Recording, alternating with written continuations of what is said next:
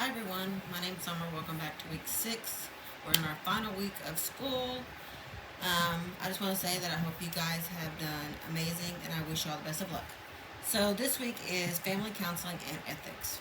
The first question says, explain what ethical issues may be present in doing marriage and couples counseling and give some examples. So some ethical issues that can come up according to the video are, there's 3 things she talked about were gifts, which we do not want to accept gifts from our clients if at all possible. We want to avoid that. She did say, though, that if you was to accept a gift, you want to see what the cost and the purpose of the gift was to the client, if it had an impact to you, and justify, so that way you can justify, why you accepted the gift. You want to make sure that the gift does not affect your services. It doesn't change your relationship with your client, and that there's clear intentions of you accepting the gift, and make sure that those intentions are clear to the client, so that they don't expect anything in return or accept it as something more than what it should be.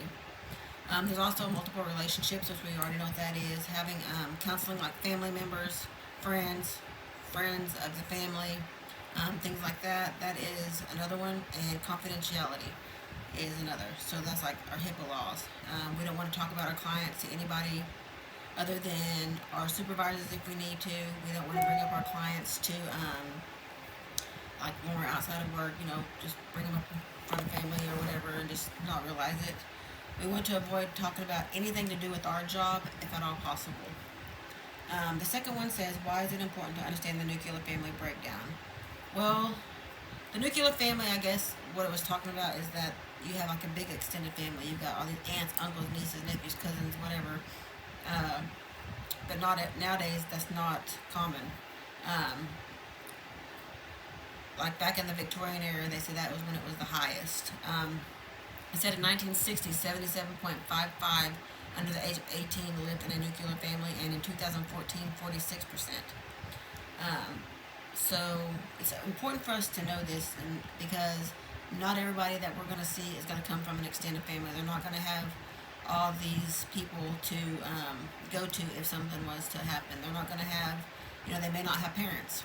If they do have parents, they may not have any extended family outside of that. They may not have any aunts, uncles, or cousins.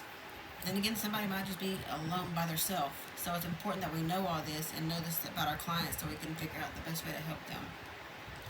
And it says, what are some obligations that might break an ethical element? This one really wasn't 100%, but to me, some obligations that might break it could be if you have a client in your office and the school calls and says, hey, you need to come get your kid, they're sick. Would you break that ethical element by saying, hey, I'm sorry, I gotta cut this short, I gotta go get my kid, they're sick.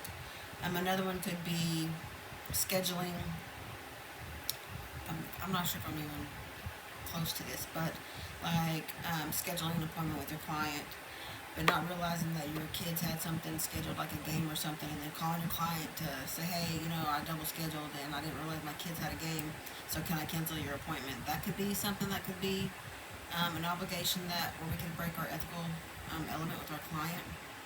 I hope that I was correct on that one. I wasn't 100% sure, but that's just to me what I got from it. But at the end of the day, it's important that no matter what, we take care of our clients. We try not to accept gifts. We do not want to have any sort of multiple relationships with our family and friends, extended family and friends for counseling. We want to steer clear of that if possible. And we also want to know as much as we can about our client, because not all of them, like I said, will have a big family to have that support system. We may be their only support system. So I hope you guys enjoyed this video. Like I said, I wish you guys the best of luck, and I will see you guys hopefully in another class. Bye.